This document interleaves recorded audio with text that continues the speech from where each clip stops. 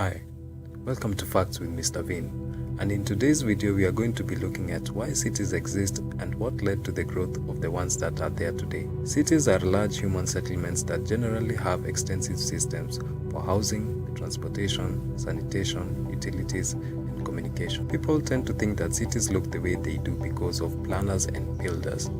Basically, cities have less to do with design and more to do with social, cultural, financial, and the way we do interact with them. Today, people tend to shift more to the city life due to a number of reasons. For example, jobs, especially in the most developed economies. The three richest countries in the world are Qatar, which is the first, Luxembourg, the second, and Singapore, the third. The common thing between the three countries is that more than 90% of their population lives in cities. The three poorest countries are Democratic Republic of Congo, the Central African Republic, and Burundi. Each of these have an urbanization level below 50%. There are several factors to consider like war and corruption, but I'll cover that in a later video. In simple terms, the more people live in cities, the more the growth due to productivity. There is almost a direct correlation between wealth creation and creation of cities. For example, take a look at the GDP of African countries and urbanization level. The two are very similar, but this does not mean that wealth creates cities or cities create wealth automatically. Although the world has clearly been urbanizing for some time, it seems strange that the world's population is continually moving from rural to urban centers, making large cities with a greater population density more denser than ever before. The living standards in the city are high, there is poor air quality, surroundings are crowded, yet people still overlook that and continually move to the city. Experts from major development organizations project this trend will continue into the foreseeable future, and the data is eye-opening. In 2009, the UN and International Organization for Migration in 2015 estimated that around 3 million people are moving to the city every week. If people could spread evenly across the world, every single person would have 5 acres to live on. But that is not the case today. Approximately 54% of people worldwide now live in cities, up from 30% in 1950. Sources estimate this will grow to 2/3 of the world's population in the next 15 to 30 years. Additionally, there are 468 cities with a population of over 1 million. That was only 83 cities in the 1950s. This trend is more noticeable in the United States. 82% of North Americans live in urban areas and are increasingly concentrating in mid-sized and large cities. The earliest cities arose in a number of regions. They developed for reasons of agricultural, productivity, and economic scale. One of the earliest was Mesopotamia after the Neolithic Revolution, around 7500 BCE. After humans learned to farm, the domestication of plants allowed humans to settle in one singular place and make a permanent home. The advent of farming encouraged hunter-gatherers to abandon nomadic lifestyles and settle near others who did agricultural production. Nearly everyone had to farm in order to make enough food to live. One person's work essentially produced one person's food. Over the years, agriculture yielded more food as technology advanced.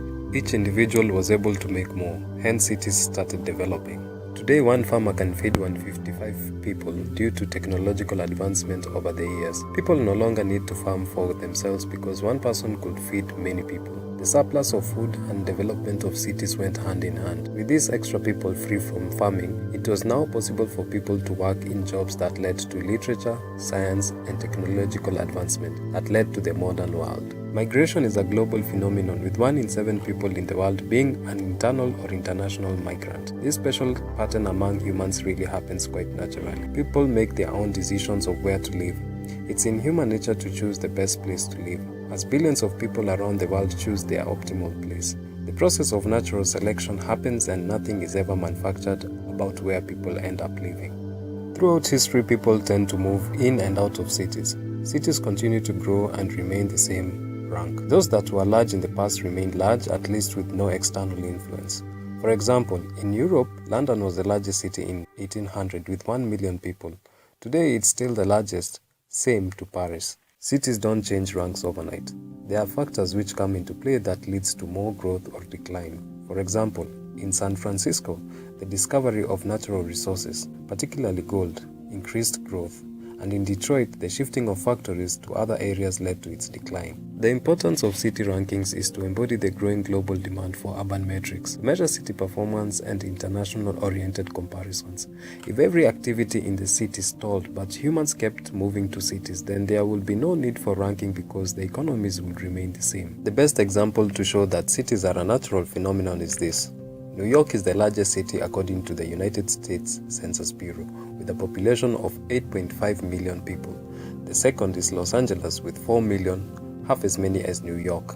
There's Chicago with 2.7 million, roughly a third, then Houston with 2.3 million, roughly a quarter, and Phoenix at 1.6 million, roughly a fifth. Each city size is determined by the largest city divided by its rank. This explores the idea of Zipf's law. Zipf's law states that within each country, the population of the second largest city will be around half of the population of the largest city. The population of the third large city will be around a third of the largest city, and so on. In other words, the population of a city is inversely proportional to its rank. This mathematical phenomenon does not only hold true for the distribution of population in cities, but also in the frequency of words in a book, the popularity of opening chess moves, and if you take the sound a dolphin makes and rank them by frequency, it follows the same distribution. This tells us that distribution of population density across the world follows natural laws, and cities are natural. This plays into the way in which we make decisions about the planning of our cities. The growth of a city happens when there are more advantages than disadvantages. A good environment and a strong social organization are the two necessities for the formation of a successful city. Today the cities have got a lot of advantages, unlike the time when farming was starting, where walking was the only means of transport. This has led to more people moving into cities in search of a better life. So what are the advantages of cities? 1. The existence of a city is the ability for different businesses to locate near each other.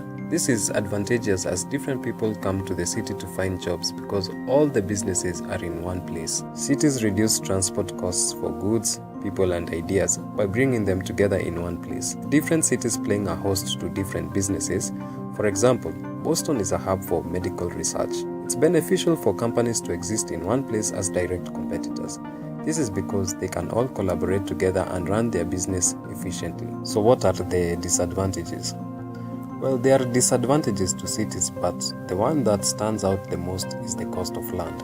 Land in the city can be quite expensive, and it's for this reason we have big companies decentralizing their factories or even outsourcing their labor in other countries, because the profit margin from setting up their operation in the city will be small. A good example is Apple having the phone parts being made in China and being shipped worldwide. Conclusion: cities exist because they are efficient. Large, denser cities are better compared to small towns. In recent years, people have been practicing suburbanization and counter-urbanization. That's moving from urban areas to rural areas. This has been possible to those who can afford to build their homes. Another factor encouraging suburbanization is the fact that now people can drive for a long distance, unlike when people used to walk very long distance to get to their destination. Division and specialization of labor was crucial to the development of our world. Imagine you did everything for yourself. You grew your own food, built your own house, engineered your own car. There will be minimal progress in the human population and a lot of wastage. And that's because economies of scale make production accurate and cheaper. I hope you learned a thing or two about cities and why they exist. If you're new to Facts with Mr. Vin, feel welcome. There's lots of content for you to choose from. A quick question before I call it a wrap. What are the new trends that you've noticed in the city where you live? Let me know in the comment section. Don't forget to subscribe, and until we meet next time, stay smart.